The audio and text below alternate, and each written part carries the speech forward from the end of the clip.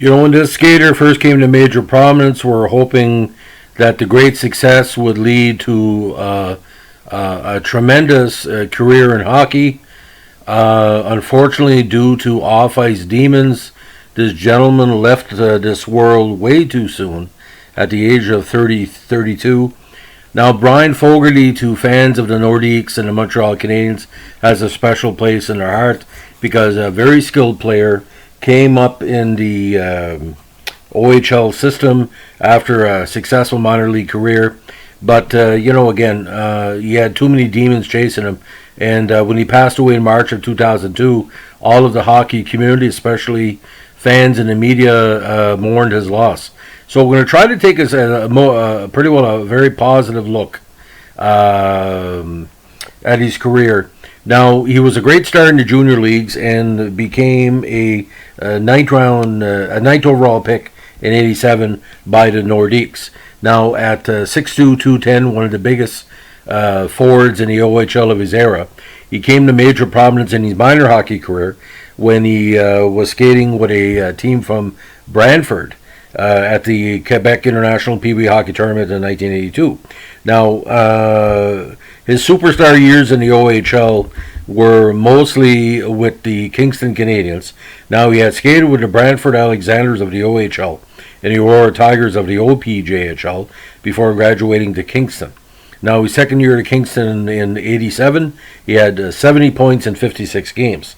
Now, in '88, he had 47 points in 48 games, but in 1989 found himself with the Niagara Falls Thunder of the OHL, where he put up some of the best offensive records for any defenseman of the 1980s in the OHL. Now, it wasn't his draft year, like I was saying. '87 was his draft year. Now, with Niagara Falls, he had 155 points in 60 games, including 32 points in 17 playoff contests. So 57 goals that year and 130 assists. Tremendous moving defenseman. Now, eventually he was sent to the Halifax Citadels for seasoning in 1990. 19 points in 22 games and 6 points in the playoffs. Now, his rookie season with Quebec, he had 14 points in 45 games on the, the new look Nordiques. Now, 91, he got a regular turn with the Nordiques, although he did spend some time in the minors. He had 31 points in 45 games.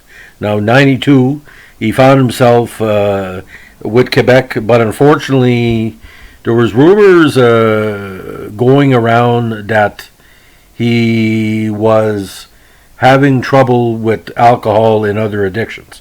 Now, when he broke Bobby Orr's record for goals by the defenseman of the season and Cam Plant's Canadian junior record for points in the season by a rear guard, he was named the Canadian Major Junior Hockey Player of the Year in '89. Now, both records still stand, as does the single game record for most assists by defensemen, 8, which we accomplished twice in the same season. Now, he lasted part of 3 seasons in Quebec before he was traded to the Pittsburgh Penguins.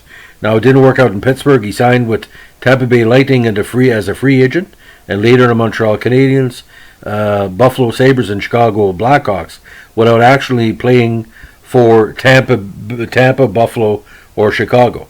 Now, he spent a fair amount of time in the minors, again playing in Halifax, New Haven, Muskegon, Cleveland, Atlanta, Las Vegas, Kansas City, Minnesota, Detroit, and in Europe in Davos, Milan, and Hanover. Now, in '99, Fogarty attempted a much-publicized comeback with the Toronto Maple Leafs affiliate, the St. John Maple Leafs. He lasted 3 regular season games then before he was released. In all, he played 9 seasons of pro hockey in 7 leagues for 17 teams, retiring in 2001. Now, he also maintains the distinction of recording the last natural hat trick in Quebec Nordiques franchise history when he scored 3 straight goals on December 1st, 1980, in a 4-2 home win over the Sabres. He was the first Nordiques defenseman to record a hat trick. Now, he was very popular with the fans, very popular, with people of all ages. A very gregarious guy. When he was himself, he drew people in like crazy. Now, he was born in Montreal, but like I said, grew up in Brantford, which of course is the hometown of Wayne Gretzky.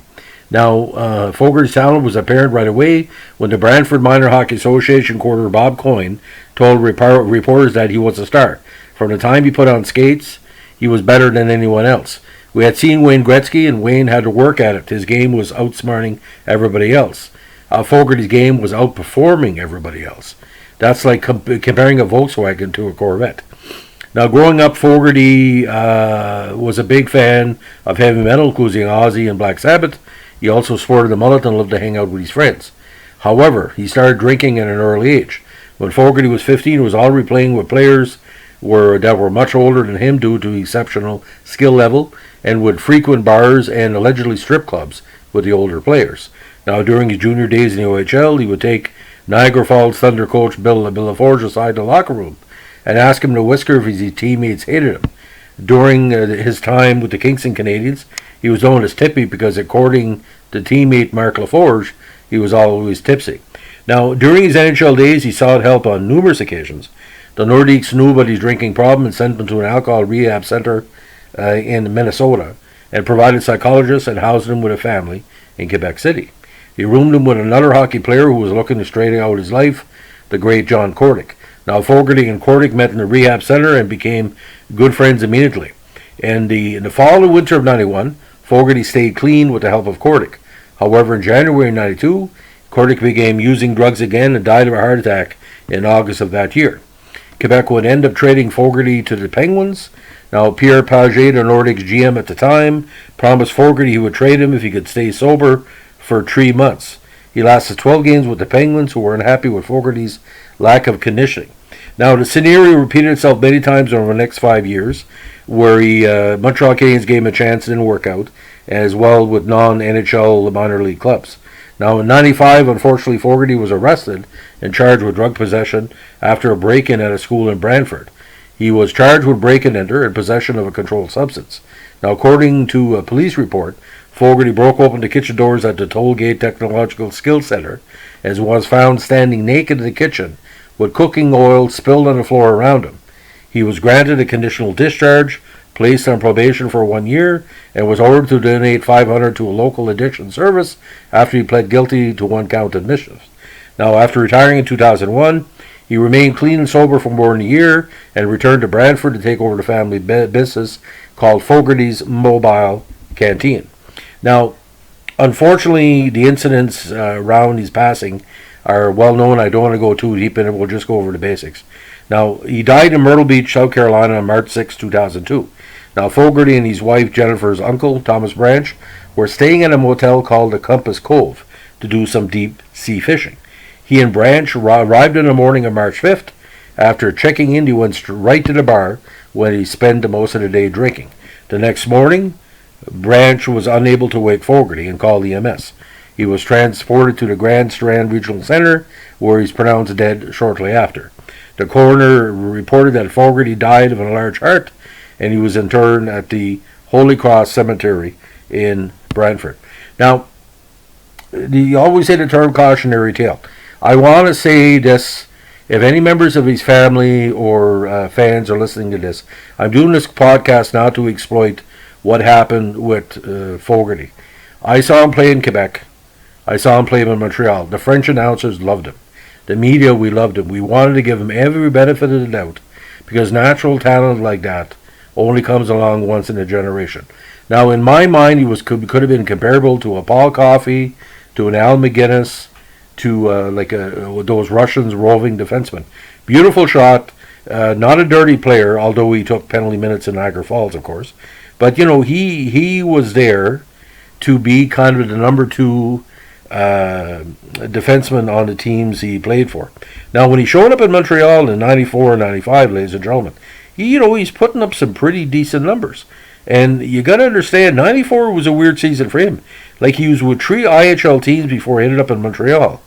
And, we always thought that Fogarty would be that player that Montreal needed in the playoffs to really help out his squad.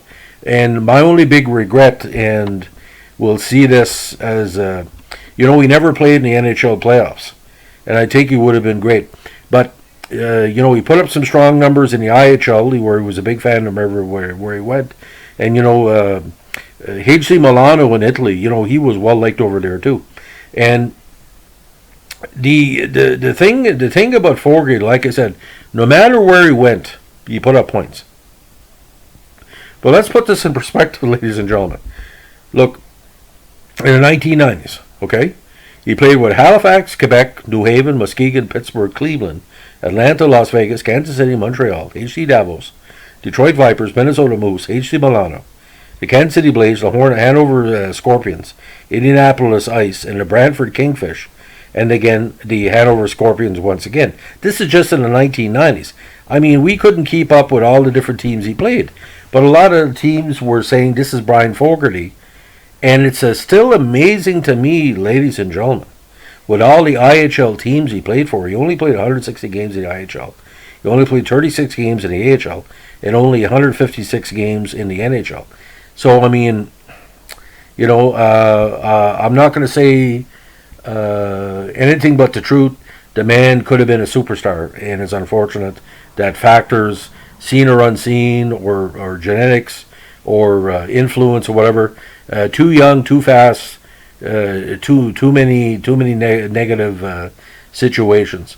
But all I know is that if he would have stayed healthy, you look at the Montreal Canadiens of the 90s. If he would have stayed in Montreal in that last 2 years, it could have been really, really good fit for him, because Montreal had a lot of young talent. They had a lot of players that could have been influence on him, like Courtnall and Dan Foose and players like that. But it didn't work out. So that's the many lives of Bryan Fogarty. Just to remember, ladies and gentlemen, I'm just going to go over the awards very quickly. He was an OHL first All-Star team, 87-89. Red Tilson Trophy winner, OHL MVP in 89. Defenseman of the Year for the CHL, 89. Player of the Year for 89. And he was the plus-minus All-Pro winner for the league in 89. Now, CHL records, he holds the most points a season by defenseman, 155. Most goals in a season by a defenseman, 47. Most assists in a season by a defenseman, it's an OHL record, 108. And most points in a game by defenseman, OHL, 8. 3 goals, 5 assists for the Sudbury Wolves on Remembrance Day, 1988. Now, some quotes about Bryan Fogarty, and the other people would speak better than me. Now, Joe Sakic, Maurice Filion and Joe Sakic were big fans of him. And this is what Maurice Filion said. He had everything. He could skate like the wind. He could see anybody on the ice. He would make the perfect pass. He was as talented as anybody I've seen in junior hockey. He broke all of Bobby Orr's records, and everybody was telling me you can't go wrong with him. Now, his mother said in published reports he needed the beer, but it was a demise. The profession, the lifestyle, he couldn't handle it. He wanted the hockey, but it was so hard the way it was. The inside of Bryan and the world around him didn't seem to meet. This is by Virginia Fogarty's mother, quoting about her son. Now, Max Offenberger said, Matt Sundin told me this: Bryan Fogarty could skate faster, shoot harder, and pass crisper, drunk than the rest of us could sober. And I tend to agree. You couldn't tell if he was drunk or sober because he was just so fast, man. He was just so fast. Now, Matt LaForge said he was the best player I've ever seen. He had a heart of gold. He had never hurt a fly. He'd do anything for you. He just couldn't help himself. Now, Dave Bedini's song "The Land Is Wild," released as the title track of the Bedini Band's debut release in June of 2009, tells the life story of Fogarty. I can tell you this: the world of hockey is a lesser place because of Bryan Fogarty is no longer with us. If he would have remained with us, he would have been a coach. He might have been still playing. He could have played in his 40s. Look at Chelios and some of the other players. They easily played in their 40. But like I said, the thing is, it was not meant to be. And there's cautionary tales on hockey throughout the history. And I did a podcast about John Cordick. You can listen to that podcast on my YouTube channel. But I want to say this: if there's any friends or family of Fogarty, like I said, I saw him play. I covered him. I was honored to see him when he did well. I was sad to hear when he did bad. But like anything else, when the word Bryan Fogarty would come up and said, where is he this week? That was the joke. And we never thought, he would not come back to the NHL. And when he died, we thought it was a joke. Oh, you're just kidding. Fogarty's been everywhere. How could he die? What did he die of? And he died of a large heart. I think his heart was too big for this world, ladies and gentlemen. Anyway, So that's the many lives of Bryan Fogarty. Please give us a like, comment, or subscribe. And just remember, you could have all the skills in any sport, but sometimes, we call them demons or we call them whatever. Sometimes it doesn't work out. But like I said, hockey, Bryan Fogarty, it's not the same. And a part of, the Nordiques and the Montreal Canadiens died the day when Bryan Fogarty died. Because we have special affection for Habs that have played with the Nordiques or Nordiques have played with the Habs. We do. There's quite a few of them. Thanks for listening. Bye.